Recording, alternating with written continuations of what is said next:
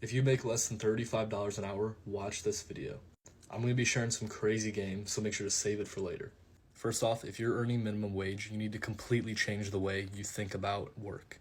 Your goal should not be trying to maximize your number of hours, but you should instead be trying to maximize how much money you can earn per hour.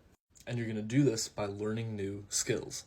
Now, the best way to learn new skills, in my opinion, is to listen to audiobooks. You can do this while you're eating food, while you're driving, and while you're at the gym. Now, the best situation is if you can listen to audiobooks while you're at work as well.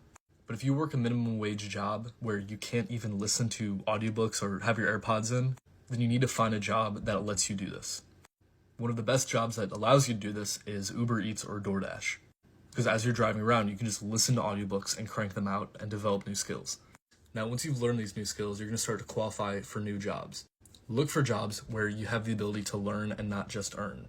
And ideally, look for jobs that pay for ongoing education.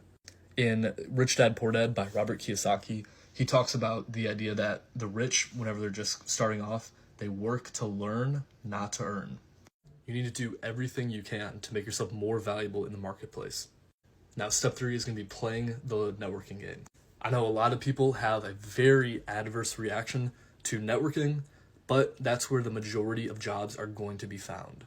80% of all jobs are found through connections, not through job listings.